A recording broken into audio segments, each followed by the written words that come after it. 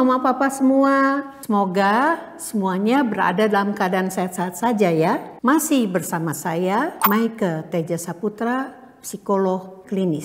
Dalam seri ini mengenai cara mendeteksi dini masalah perilaku dan emosional pada anak. Di setiap videonya, saya akan membahas satu indikator masalah perilaku dan emosional yang dapat mulai diamati pada saat anak berusia sekitar 36 hingga 72 bulan atau 3 sampai 6 tahun. Sebelum masuk ke topik utama, jangan lupa ya Mama Papa semua bahwa ketika anak menunjukkan satu indikator yang saya jelaskan di setiap videonya, bukan berarti anak tersebut pasti mengalami masalah perilaku dan emosional. Orang tua tetap perlu mengkonsultasikannya dengan ahlinya untuk mengetahui kepastian masalahnya.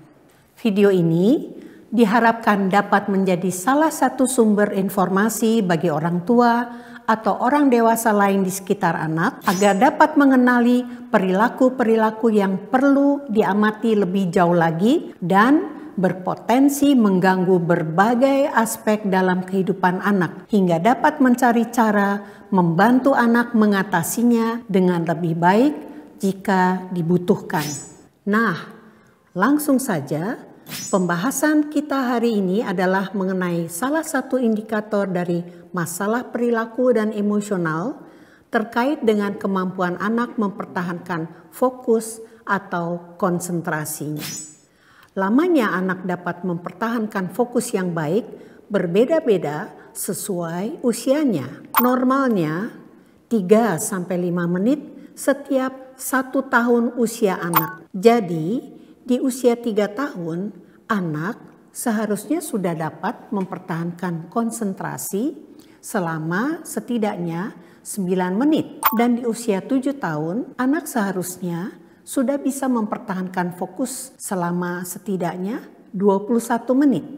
Namun, beberapa anak yang kemungkinan memiliki masalah perilaku dan emosional mempunyai masalah pada kemampuan kognitif atau kinerja otaknya untuk mempertahankan konsentrasinya dan menahan diri dari dorongan-dorongan yang muncul untuk memperhatikan atau melakukan hal lain yang lebih menarik saat sedang mengerjakan tugas tertentu. Hal tersebut membuat anak jadi tidak dapat bertahan lama untuk bermain dengan satu permainan, mudah teralihkan perhatiannya bila ada hal lain yang lebih menarik perhatian seperti bunyi atau gerakan, dan tidak bisa duduk tenang.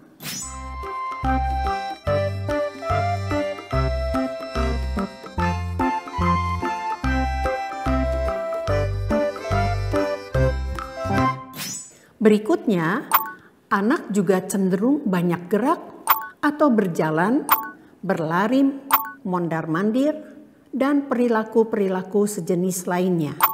Seperti contoh pada video berikut.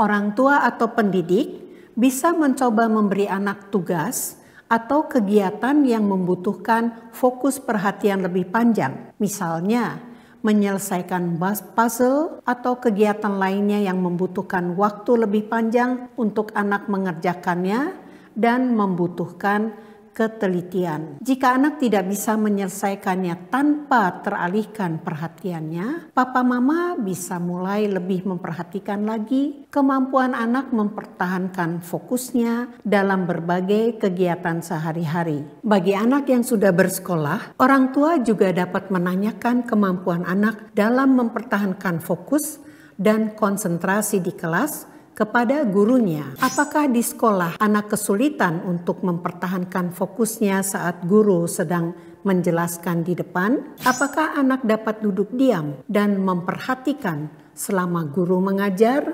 Apakah ia dapat menyelesaikan tugas-tugas yang diberikan. Jika terlihat anak kesulitan berkonsentrasi, berapa lama perilaku itu terjadi? Apakah ada saat di mana anak dapat mempertahankan konsentrasinya dengan lebih baik?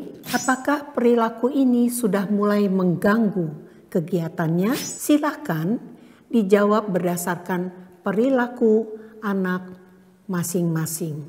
Jika papa mama merasa kurang yakin atau bahkan merasa anaknya menunjukkan perilaku-perilaku yang sudah saya jelaskan tadi dan bingung bagaimana cara mengatasinya, papa mama segera bisa mengkonsultasikannya. Pastikan perhatian buah hati tidak mudah teralihkan dan mereka bisa mempertahankan fokusnya dengan baik sesuai usianya agar tidak mengganggu proses belajarnya. Sampai di sini dulu pembahasan kita hari ini. Untuk indikator selanjutnya, tunggu video episode berikutnya. Sampai jumpa.